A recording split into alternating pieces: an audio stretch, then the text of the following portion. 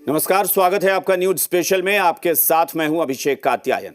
बंगाल जल रहा है, मालदा से लेकर मुर्शिदाबाद तक पर्चे मिले हैं। आखिर इनका रहस्य क्या है? सवाल उठ रहे हैं कि क्या मुर्शिदाबाद हिंसा के पीछे आईएसआई की मदद से बंगाल में आईएसआईएस के स्लीपर सेल वाली साजिश रची जा रही है? ग्राउंड जीरो से हमारी यह पड़ताल देखिए।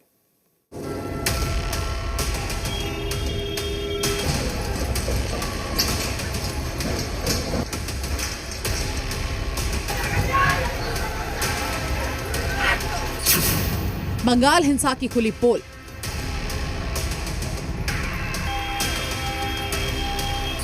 हिंसा के पीछे आईएसआई का हाथ।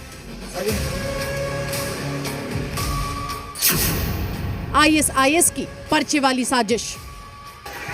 वक्फ कानून के खिलाफ पश्चिम बंगाल में हो रहे हिंसक प्रदर्शनों के बहाने कट्टरपंथी लगातार हिंदुओं को निशाना बना रहे हैं।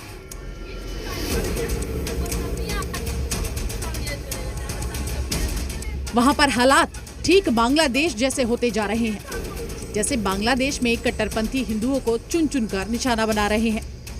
हिंसा हीट ऑफ द मोमेंट है या फिर प्लानिंग के साथ की गई? इस पर जी न्यूज बहुत बड़ा खुलासा करने जा रहा है। जमातुल मुजाहिदीन बांग्लादेश, आईसिस, अल-कायदा, क्या मुर्शिदाबाद की घटना में ये सीधा का सीधा जुड़ा हुआ है? सवाल सबसे बड़ा ये है कि मुर्शिदाबाद में जिस तरीके से पूरा का पूरा साजिश रचा गया, उसमें सीधी तौर पर ताबड़तोड़ इन लोगों की जो कोशिश है उसकी साफ छवि दिख रही है।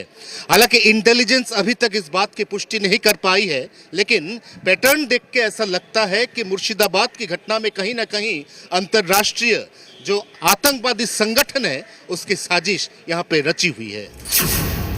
बंगाल हिंसा के पीछे तीन दुश्मन, जेएमबी, आईएसआईएस, अल-कायदा।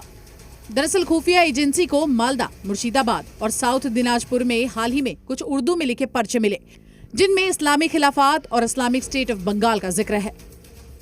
सूत्र के अनुसार ये पर्चे लोगों में आतंकवाद का भावना पैदा करने के लिए, उनको उकसाने के लिए इस तरह से बांटा गया है।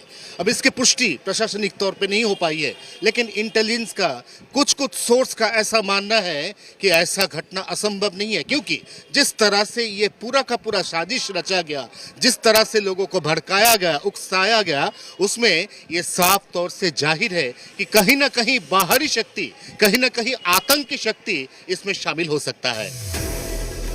वक्फ कानून के विरोध की आड़ में मुस्लिम आतंकियों के साजिश के तहत मुर्शिदाबाद को अशांत किया गया। खुफिया एजेंसियों के हाथ में आतंकवाद का मास्टर प्लान लग गया। ये स्लीपर सेल बेहद गुप्त तरीके से काम करते हैं और किसी बड़े मौके पर हिंसा भड़काने के लिए एक्टिव हो जाते हैं। सितंबर 2024 में हिज्ब उत तहरीर के बड़े नेता मुर्शिदाबाद में मौजूद थे। पुलिस की जांच में ये सामने आया कि हिज्ब उत तहरीर के टॉप कमांडर पिछले साल सितंबर में मुर्शिदाबाद आए थे। खुफिया एजेंसियों को ये भी जानकारी मिली है कि धुलियान और फरक्का में पिछले कुछ महीनों से हिज्ब उत तहरीर के 2 ऑर्गेनाइजर सक्रिय थे। अब जांच में ये सामने आया है कि मुर्शिदाबाद जिले में हिज्ब उत तहरीर के 40 से अधिक स्लीपर सेल हो सकते हैं। मुर्शिदाबाद में जुलूस निकलता है तो हाथों में पत्थर, बम लेकर चलने वाले ये लोग आखिर कौन है? मौका मिलते ही हिंदुओं को कत्ल कर दिया जाता है। जाफराबाद से दिल को दहला देने वाली तस्वीर सामने आई है, ठीक बांग्लादेश वाली।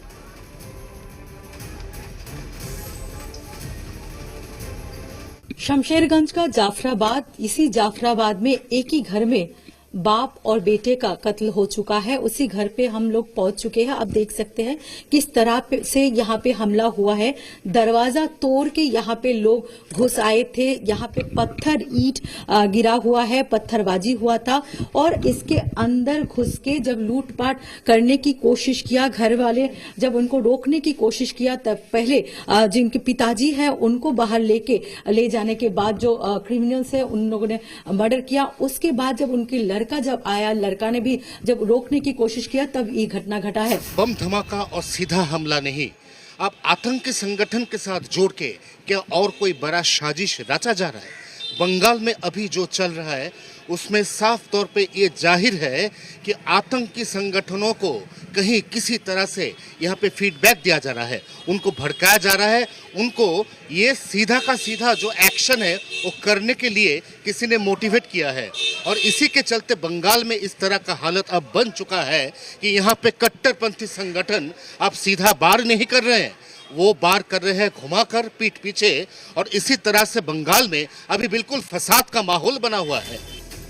मुर्शिदाबाद में हिंदुओं पर हो रहे अटैक पर सियासत भी जमकर हो रही है। बीजेपी लगातार ममता बनर्जी पर हमला बोल रही है। दिलीप घोष ने ममता की तुलना जिन्ना से कर दी है। बंगाल में हिंदुओं की जो दुर्दशा है, ये बांग्लादेश से भी खराब स्थिति है।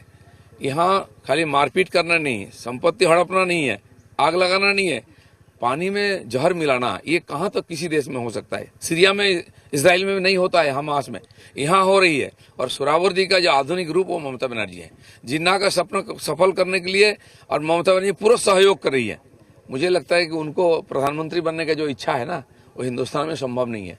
इसलिए बंगाल को बांग्लादेश के साथ जोड़ करके जो देश बनेगा, उसमें मुख्यमंत्री प्रधानमंत्री बनने की संभावना है, उसी दिशा में काम कर रही है। तो वहीं बीजेपी के सांसद अभिजीत का कहना है कि ममता मुस्लिमों की सीएम है।